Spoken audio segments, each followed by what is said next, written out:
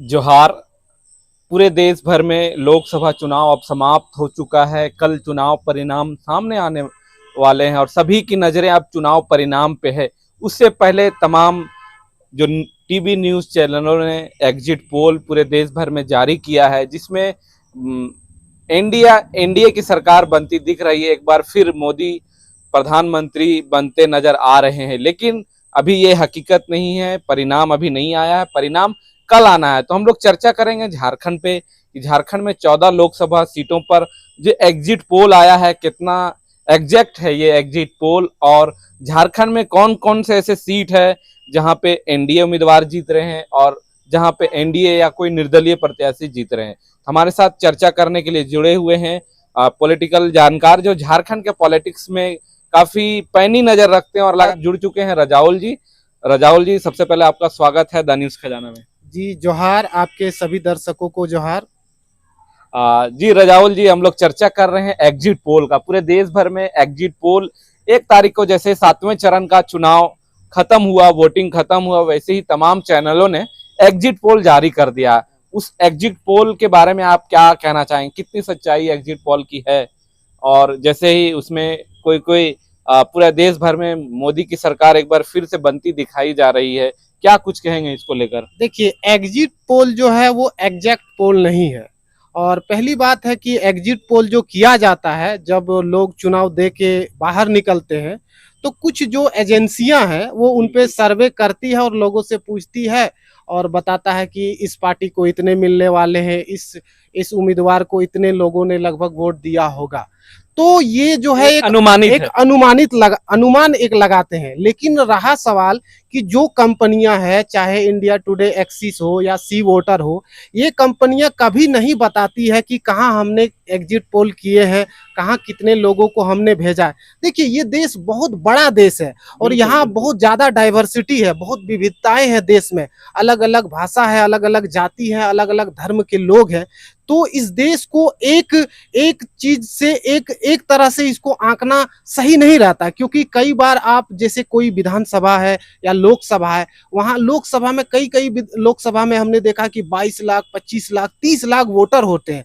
अगर वहां आप 1000 लोगों से अगर बातचीत करके भी आप उसका अगर परिणाम निकालना चाहेंगे तो वो संभव नहीं है। वहां पे आपको उस मान लीजिए अगर कहीं 30 लाख वोटर है तो कम से कम वहां पे 3 लाख लोगों से तो पूछा ही जाना चाहिए। वो पॉसिबल नहीं है, लेकिन वो, हाँ बिल्कुल, वो पॉसिबल है ही नहीं। और वो जो कंपनियां एग्जिट पोल करती है, वो जो ट्रांसपेरेंसी उनके अंदर होना चाहिए, जो दिखना चाहिए कि हमने ये चीजें किया है और हमने लोगों से इन प्रश्नों का लोगों को जाकर पूछा है। लेकिन वो कभी ये नहीं आपको बताएंगे। वो बताएंगे कि इनका इतना आने वाला। देखिए, कभी कभी आप इतना एग्जिट पोल को लेकर, मतलब ये था जल्दीबाजी था कि इधर पोलिंग चल रहा है और पूरा पोलिंग कंप्लीट नहीं हुआ है। अंतिम फेज में कितना प्रतिशत चुनाव हुआ है लोगों को ये भी मालूम नहीं हुआ था। चुनाव आयोग बाद में आंकड़ा जो है जारी करता है, लेकिन उससे पहले ये सीटों का परिणाम बता रहे। तो कहीं ना कहीं इस एग्जिट पोल में जो है ये गड़बड़ी है। हमने कई देशों में देखा है, जैसे अमेरिका हो या यूरोपियन यूनियन के जो देश है, वहां इस तरह की बातें नहीं होती है। तो कहीं ना कहीं ये जो एग्जिट पोल है, ये एनडीए अलायंस से एक मोनोपोली क्रिएट करना चाहती है। एक तरह से एक वर्चस्व अपने आप को दिखाना चाहती है कि नहीं, हम जीत रहे हैं। और उस हिसाब से लोगों का जो एक माइंड है उसको डाइवर्ट माइंड सेट बना दिया जा रहा है। लोगों को एक कहा जा रहा है कि नहीं। लेकिन हर चुनाव में एग्जिट पोल आते हैं, कई एग्जिट पोल तो एकदम सटीक बैठ जाते हैं। हाँ। तो फिर एग्जिट पोल गलत कैसे हुआ? देखिए, ये अनुमान है कि आप इतने सीट ला सकते हैं। मैं भी अनुमान लगा सकता हूं। अगर झारखंड में 14 सीट है और मैं कह दूं कि अगर 8 सीट आ जाएगी, ऐसे ही बोल दूं, और 8 सीट अगर आ जाएगी तो लोग बोलेगा अरे भाई इन्होंने तो सटीक आंकड़ा लगा दिया। तो ये एक अनुमान है। अनुमान कुछ भी हो सकता है। जैसे हम लोग कहते हैं कि इंडिया इतना रन बनाएगी 20 ओवर के में या वनडे में या टेस्ट में, तो ये हम अनुमान लगाते हैं। हम देखते हैं कि हमारे पास अच्छा बैट्समैन है, बॉलर है, लेकिन क्या हम परफेक्ट लगा सकते हैं कि इतना ही बनेगी? अच्छा, तो क्या लग रहा है पूरे देश भर में इंडिया गठबंधन और एनडीए गठबंधन का क्या सीटें का आंकड़ा अभी तक आप देख पा रहे हैं? देखिए, जहां तक मेरा मानना है तो एनडीए गठबंधन जो 2014 में लड़ी थी, 19 में लड़ी थी, जो दमखम के साथ और जो उसका स्लोगन था, नारा था, और जो उसकी चीजें चल रही थी ग्राउंड में, जो उसका एक हर जगह एक पॉपुलैरिटी था, लहर तो था, मोदी लहर जी। था, मेन चीज लहर था। वो लहर 2024 के चुनाव में कहीं नहीं है। और वो लहर जनता के अंदर एक आक्रोश है, जनता की जो मूलभूत सुविधाएं हैं, चाहे नौकरी को लेकर, चाहे रोजगार को लेकर, चाहे स्वास्थ्य को लेकर, ये बहुत बेसिक नीड जो है, महंगाई इतना बढ़ गया है कि लोग परेशान है। तो ये बेसिक जो नीड है, ये सरकार पिछले 10 सालों में नहीं पूरा कर पाई है और लोगों में बहुत आक्रोश है। हाँ, उनके भाजपा का भी एक बड़ा सपोर्टर है, एक बड़ा उनके विचारधारा के मानने वाले लोग हैं, लेकिन ऐसा नहीं है। आप लोग जब अपनी रोजी रोटी, अपनी मूलभूत समस्याओं को लेकर जब परेशान होते हैं, चाहे इनका जीएसटी लागू करना हो, नोटबंदी लागू करना हो, और भी नए नए जो चीज ये लाए थे, उन मुद्दों से जनता को बहुत मतलब वो प्रभावित हुए हैं। लेकिन उस तरह का प्रभाव वोटिंग में नहीं दिखा, क्योंकि देखा जाता है जब भी एंटी इनकम्बेंसी आता है तो वोट परसेंट बढ़ता है, लेकिन इस बार के चुनाव में वोट परसेंट लगभग जगह कम हुआ है। तो इस पर क्या कहेंगे? बिल्कुल, इससे साफ जाहिर है कि जो जोश खरोश के साथ 2014 और 19 में एनडीए गठबंधन को जो लोग वोट दे रहे थे, वो अब लोग मतलब एक तरह से, देखिए, भारत का जो आदमी है, भारत के जो लोग हैं, थोड़ा सा मतलब ये लोग जज्बाती हैं, ये लोग नाराज हो जाते हैं कि यार ये सभी राजनीतिक दल वही करने वाले हैं, कोई बदलाव होने वाला नहीं। तो इस वजह से लोगों में इस तरह की जब परसेप्शन चलती है तो वोटिंग प्रतिशत कई बार गिर जाती है। और दूसरी बात है कि लोकसभा में बहुत बड़ी आबादी होती है, 20-25 लाख की लोकसभा की आबादी होती है, और अमूमन हम देखते हैं कि शहरों में, बड़े बड़े शहरों में वोटिंग परसेंटेज हमेशा कम होता है। इस बार भी वही देखा हाँ, इस बार भी वही देखा गया, क्योंकि जो शहरों के लोग हैं वो लाइन में लगना नहीं चाहते इस धूप में। एक तो चुनाव जो ये 46-45 डिग्री का जो है टेम्परेचर में, और इस गर्मी में चुनाव हो रहे हैं, और इस कठिन परिस्थिति में बहुत सारे लोग नहीं जाना चाहते हैं, बीमार लोग निकलना नहीं चाहते। तो क्या एग्जैक्ट फिगर देख पा रहे हैं अभी आप पूरे देश भर में?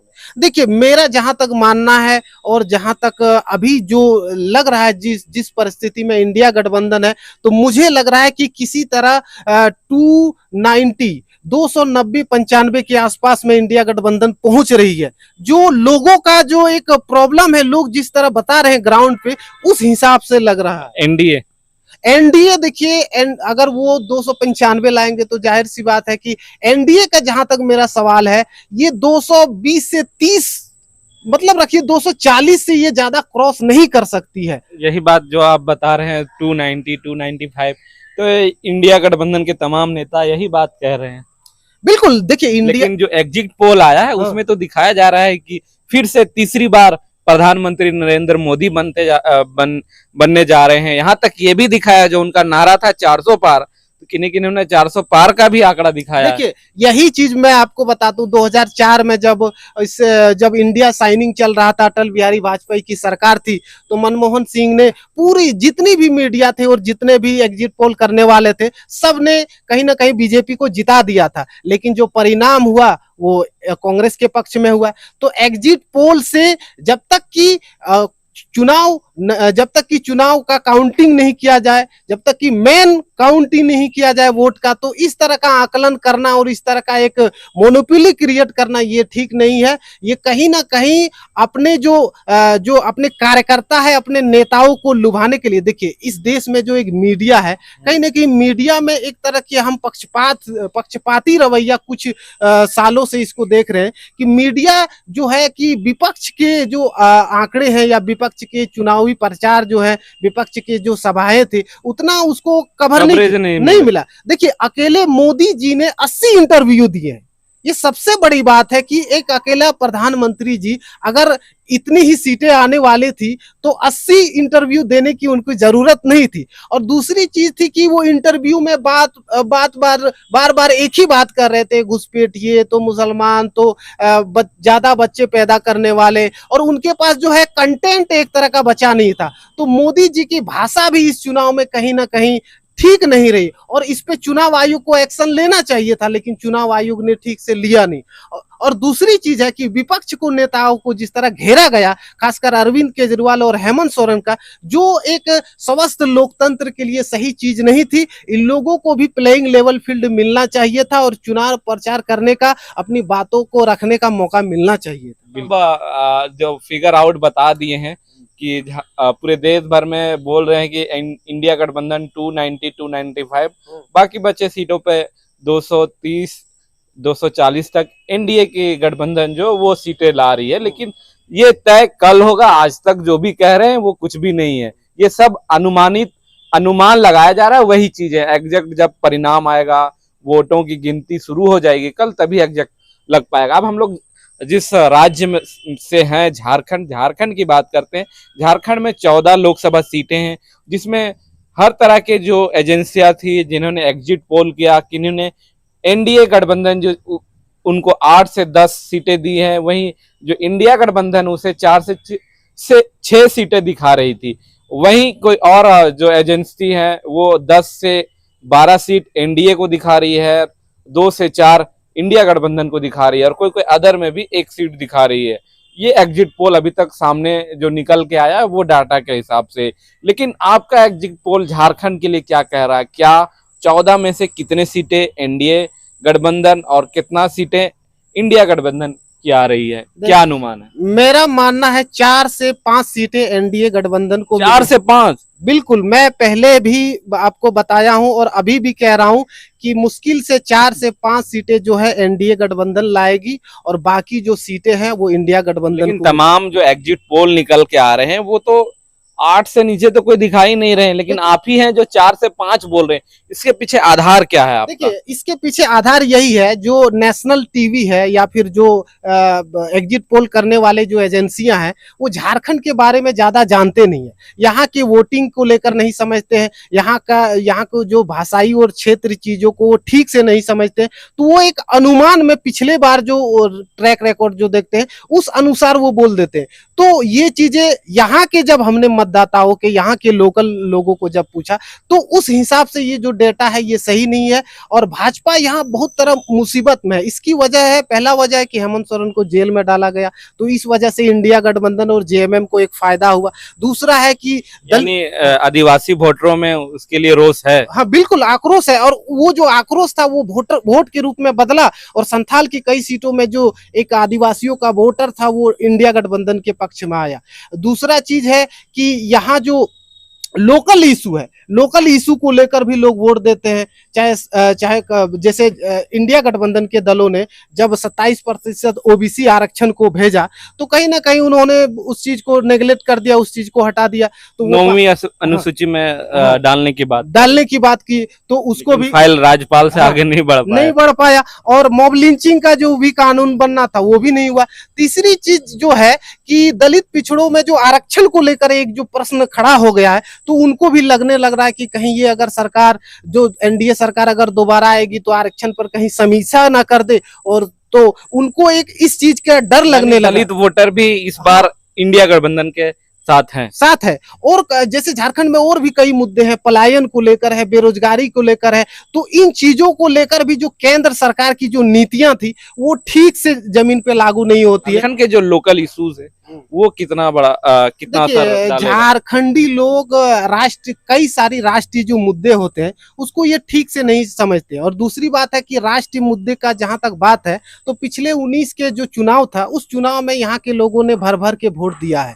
तो वो जो राष्ट्रीय मुद्दे, इस बार आप देखिए राष्ट्र के जो मुद्दे बनने चाहिए, पिछले बार का पुलवामा का मामला था, राष्ट्रवाद को लेकर उसको जोड़ा गया, तो कहीं ना कहीं लोगों में एक सेंटीमेंट उससे जुड़ा था। इस बार जो राष्ट्रीय मुद्दा है वो भाजपा ने उन चीजों को ठीक से लोगों तक पहुंचा नहीं पाई, और जो मुद्दे थे वो मुद्दे लोगों को लगने लगा कि नहीं भाई, हमने तो इनको 10 साल मौका दिया है, तो ग्राउंड में अब देखिए इनकम्बेंसी थी। आप सिलेंडर दे रहे हैं लेकिन गैस महंगा है, तो कहीं ना कहीं लोगों में जो ये चीज थी, लोग एक उम्मीद से दिए थे कि जो एनडीए सरकार है बहुत सारी चीजों को लेकर रिफॉर्म करेंगे, बदलाव करेंगे, लेकिन जो पेट्रोल डीजल के दाम हो, या महंगाई का मुद्दा हो, बेरोजगारी का मुद्दा हो, या नौकरी का मुद्दा हो, इन मुद्दों में तमाम देखिए ये सब मुद्दे जो हैं ये झारखंड के भी मुद्दे हैं और ये देश के भी बिल्कुल, मुद्दे हैं। बिल्कुल, लेकिन जो उनके समर्थक हैं हाँ। बीजेपी को, बोलते हैं सिलेंडर हम्म। 1000 हो जाए, 2000 हो जाए, पेट्रोल 200 हो जाए, 400 हो जाए, फिर भी वोट मोदी जी के देंगे। देखिए तो सब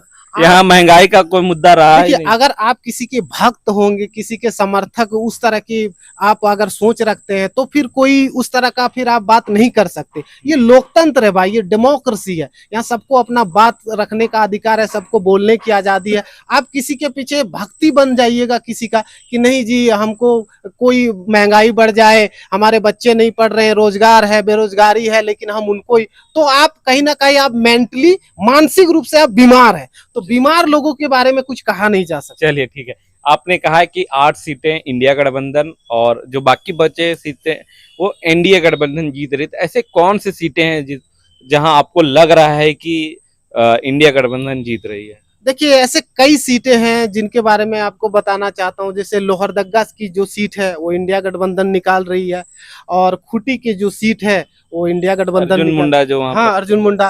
राजमहल की जो सीट है वो इंडिया गठबंधन निकाल रही है।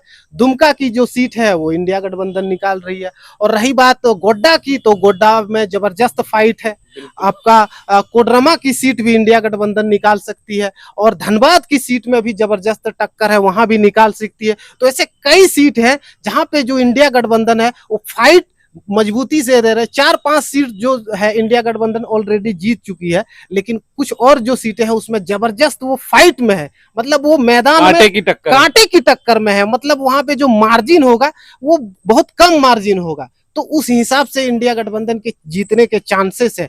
और पिछले बार का जो देखिए, भाजपा को कितना डर था कि उन्होंने कई सारे कैंडिडेट बदल दिए, तो ये उनका एक डर था, इस वजह से उन्होंने कैंडिडेट को बदला, दुमका में भी बदला और बाकी जगह में भी बदला।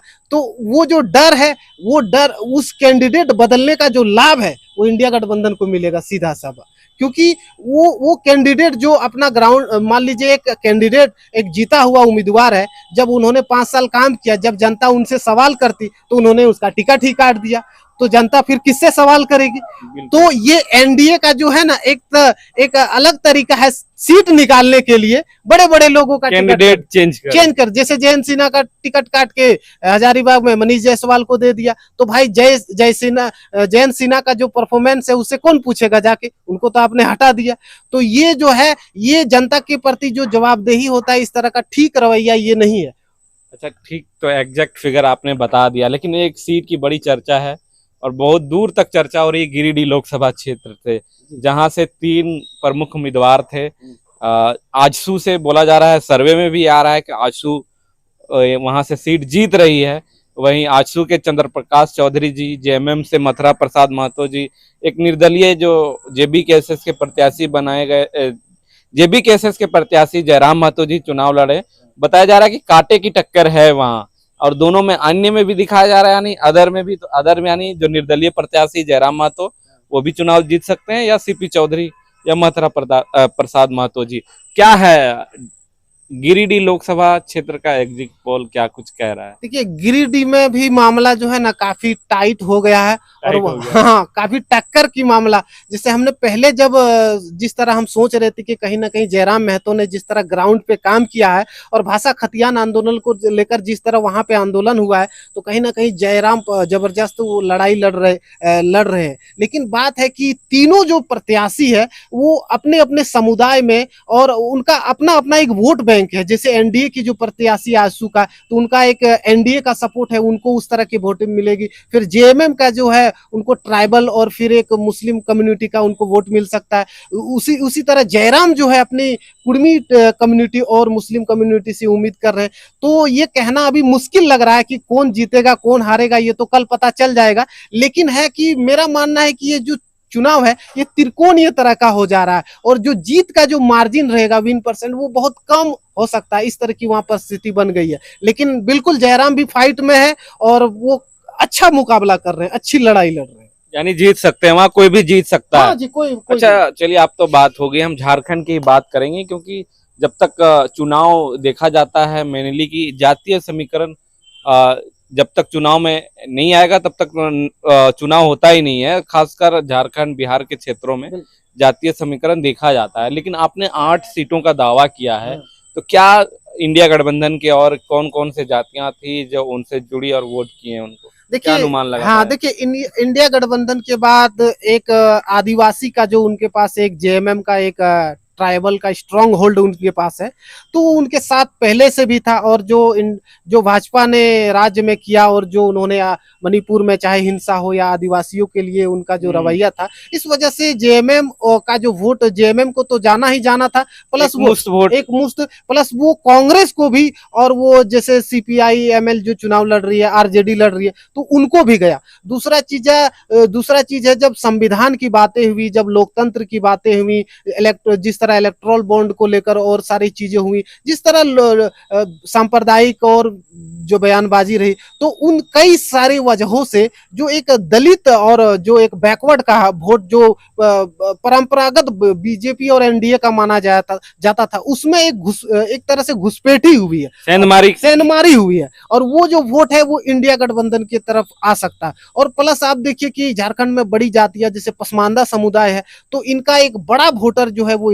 इंडिया गठबंधन को वोट करेगी। प्लस जिस तरह यहाँ पे एक कुर्मी समुदाय है, अच्छी खासी राज्य में उसकी आबादी है, तो वो भी कहीं ना कहीं जो एनडीए और बीजेपी से उनकी एक नाराजगी चली, जिस तरह रांची में रामटहल चौधरी को भाजपा ने उम्मीदवार नहीं बनाया, और फिर वो जो एक हुआ था, और जिस तरह एक खतियान और आंदोलन, जो भाषा आंदोलन में जो कुर्मी लोग ज्यादातर जुड़े थे, तो उन लोगों का जो एक मेंटेलिटी बना था, कहीं ना कहीं उन्होंने जेबी केसेस को तो वोट दिया और जयराम महतो को सपोर्ट किया, लेकिन उसके अलावा वो लोग किसी भी तरह एनडीए के पक्ष में वोट करने के लिए मतलब नहीं थे। उन्होंने कहा कि देखिए जो भी हो, हम किसी भी तरह एनडीए का दोबारा नहीं लाना चाहते हैं, और वो जो वोट एक हुआ, एक शिफ्ट हो गया। अगर उन्होंने जेबी केसेस को वोट दिया तो ठीक था, लेकिन जेबी केसेस अगर जिन लोगों ने नहीं दिया, जिनको लगा कि जेबी केसेस चुनाव नहीं निकाल कुर्मी समाज की बात कर रहे हैं, हाँ। लेकिन झारखंड में एक पार्टी आजसू हाँ। बोला जाता है, इसमें ज्यादातर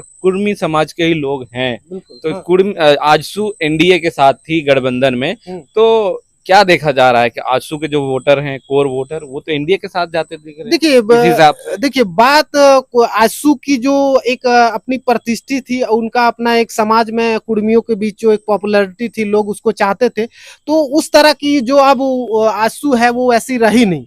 कहीं ना कहीं कुर्मी वोट आप शिफ्ट होते रहे अलग अलग पर, और जिस तरह जयराम महतो आके मतलब कुर्मियों को एक तरह से जोड़ने का काम और भाषा खतियाना आंदोलन उन्होंने की शुरुआत की, तो वहां क्या हुआ कि आजसू का एक बड़ा वोटर जो सपोर्टर था, जो उसका केडर था, वो जेबी केसेस की तरफ आने लगा। और ऐसा नहीं कि आजसू जो गिरिडीह में लोकसभा चुनाव अच्छी नहीं लड़ रही है, वहां अच्छी लड़ रही है, लेकिन आजसू के जो अगर गिरिडीह में किसी तरह आजसू हार जाती है, तो आजसू का एक पॉलिटिकल रखिए किलिंग हो जाएगा। कहीं ना कहीं आजसू का जो एक जनाधार वो धीरे धीरे घटेगा। आजसू ने पिछले कुछ सालों से जिस तरह अपने राजनीतिक फैसले लिए हैं, जो उन्होंने लिए हैं, वो कहीं ना कहीं उन चीजों की वजह से आजसू नीचे आ जा रही है। कई मुद्दों पे उन्होंने, जब 1932 की इधर बात की बात कर रहे हैं, जब रघुवर दास की सरकार थी, जब 12 जिले और जिलों वार बांटा गया, उस 1985 जब लागू, हाँ, जब 1985 का जब मुद्दा हुआ, तो आजसू उस पे साथ रही। और फिर आजसू कहती है सामाजिक न्याय और विकास,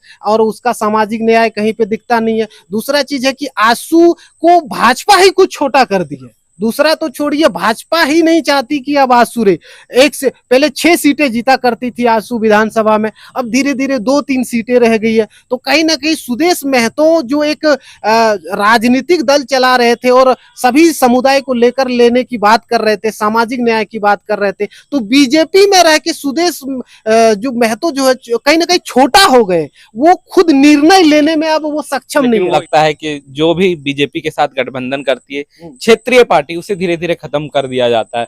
जैसे एग्जाम्पल के तौर पर अभी बिहार में जो जेडीयू है, वो भी देखा जा रहा है। आप आजसू की भी बात कर रहे हैं कि पहले 6 सीटें जीतती थी, लेकिन अब 2-3 ही सीटें जीत रही है। तो क्या अगर फिर से एनडीए गठबंधन की सरकार बनेगी, क्या क्षेत्रीय पार्टी का क्या इसी तरीके से हाल होगा, या क्या होगा, क्या अंदाजा लगा पा रहे हैं? बिल्कुल, देखिए आप तो बिहार की बात कर रहे हैं, मैं झारखंड की बात बता रहा हूँ। झारखंड विकास मोर्चा जो बाबूलाल मरांडी जी की पार्टी हुआ करती थी, 8-9 एमएलए उसके हुआ करते थे, तो उनको भी भाजपा ने एक षड्यंत्र के तहत उनके 6 विधायकों को खरीद लिया और फिर बाबूलाल मरांडी जी और प्रदीप यादव बच गए। तो फिर इन्होंने बाबूलाल मरांडी जी फिर बाद में भाजपा ज्वाइन कर ली और अपनी पार्टी का ही विलय कर दिया।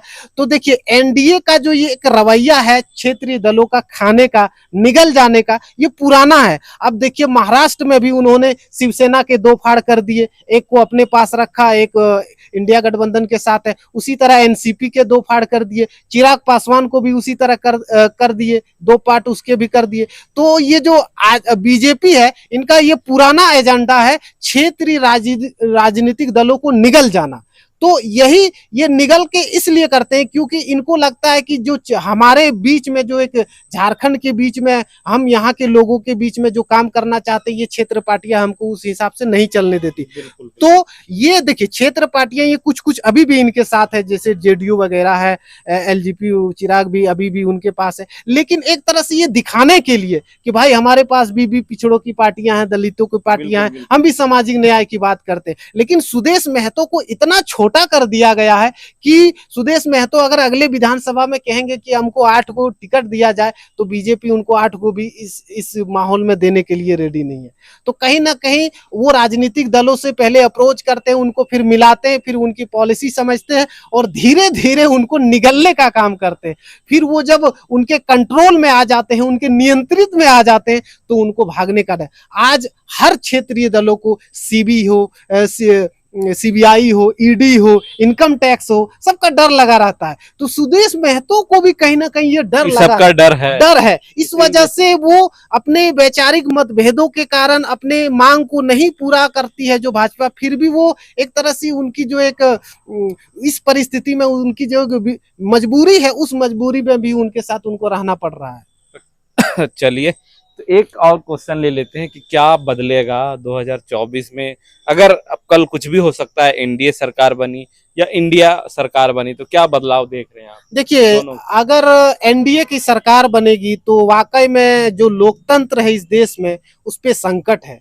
देखिए आजकल जिस तरह ईडी हो, सीबीआई हो, इनकम टैक्स हो, ये जो सरकारी एजेंसियां जिस तरह काम कर रही है, और भी देश में जो किसान आंदोलन हुआ, देश में लिंचिंग वगैरह होते हैं, तो जिस तरह सरकार के ये जो रवैया है, ये लोकतंत्र के लिए ठीक नहीं है, एक स्वस्थ लोकतंत्र के लिए बिल्कुल ठीक नहीं है। और कई जनता, देखिए जनता आंदोलन भी करती है, अपने मांग भी रखती है, लेकिन ये जो सरकार है ये सुनने के लिए तैयार ही नहीं है। देखिए आप पिछले सरकार में देखते होंगे 2-4 रुपए अगर पेट्रोल डीजल में दाम बढ़ जाते थे तो लोग प्रोटेस्ट करते थे और सरकार को उसको मानना पड़ता था, सरकार गिर जाती थी। लेकिन ये जो सरकार है, 700 से 800 किसान की जो एक तरह से उनकी जान चली जाती है, लेकिन इनको फिर उन पे बात तक नहीं करती है, उनको उससे बातचीत नहीं करती है, कानून को उस तरह उनको किसानों के साथ जो रवैया उनका था वो बिल्कुल दुर्भाग्यपूर्ण है, वो ठीक नहीं है। ये एनडीए सरकार जब बनेगी तो कहीं ना कहीं बहुत सारी चीजों है इस देश में, वो उन चीजों को प्रभावित होगी और जो सांप्रदायिक शक्तियां हैं वो कहीं ना कहीं बढ़ेगी। और जो आने वाला समय में है वो लोकतंत्र और कहीं ना कहीं मीडिया के लिए भी एक प्रश्न खड़ा रहेगा कि क्या ये मीडिया इंडिपेंडेंट रहेगा, क्या ये मीडिया आजाद रहेगा। आज जिस तरह मेनस्ट्रीम मीडिया का जिस तरह आज रवैया है, मेनस्ट्रीम मीडिया गरीबों के, पिछड़ों के, दलितों के, आदिवासियों के मुद्दे को कभी दिखाती नहीं है। अंबानी की शादी होती है, अंबानी के बेटे की शादी होती है तो उनका कवरेज मिलता है। तो ये जो मेनस्ट्रीम मीडिया भी कहीं ना कहीं सत्ता के बोल बोलती है, विपक्ष को वो कवर नहीं करती है। तो ये एनडीए के सरकार अगर आएगी तो कहीं ना कहीं ये हो सकता है, ये हो सकता है। अगर इंडिया की सरकार आए तो क्या हो? देखिए इंडिया की सरकार आएगी तो कहीं ना कहीं जो लोकतंत्र की जो बहुत सारे जो सामाजिक न्याय की बात करते हैं, जो देश में लोकतंत्र को बचाने की बात करते हैं, उनको बल मिलेगा। और उनको कहीं ना कहीं जैसे सांप्रदायिक शक्तियों से जो पिछले 10 साल से लोग लड़ रहे हैं वो उनको भी बल मिलेगा। और लोगों को फिर ये मानना पड़ेगा कि इस देश में बेरोजगारी, नौकरी और स्वास्थ्य, चिकित्सा, ये सब जो रोजी रोटी के मुद्दे, पलायन के मुद्दे, ये सब वाकई जनता में मुद्दे हैं, महंगाई के मुद्दे हैं। और कहीं ना कहीं जनता ने मुद्दों को देखकर वोट किया है और इस वोट का चोट देकर एनडीए के सत्ता को भगाया। तो लोकतंत्र कहीं ना कहीं एक तरह से लोकतंत्र के जो बचाने वाले ताकत है, और फिर जिस तरह ये जो सीबीआई ईडी का जो रवैया होगा, ये पक्षपाती रवैया होगा किसी विशेष राजनीतिक दल को, इन पे भी लगाम लगेगी। और मीडिया की जो ये भाषा शैली है, जो सत्ता की बोल बोल रही है, इन पे भी लगाम लगेगा। चलिए, हम लोगों ने तमाम मुद्दों पे चर्चा की है। कल चुनाव के परिणाम आने हैं, सभी की निगाहें चुनाव परिणाम पे है, हम लोगों की भी निगाहें चुनाव परिणाम पे। न्यूज़ खजाना भी आप लोगों को कल हर तरीके का अपडेट झारखंड के तमाम लोकसभाओं का दिया जाएगा। तो हमारे साथ थे रजाउल जी, आपको इतना टाइम देने के लिए बहुत बहुत धन्यवाद। जी जाबाज भाई, बहुत बहुत शुक्रिया, आपको जोहार। तो जो लोग अभी वीडियो देख रहे थे, अपनी प्रतिक्रिया कमेंट बॉक्स में जरूर दें। तब तक के लिए देखते रहिए द न्यूज़ खजाना। जोहार।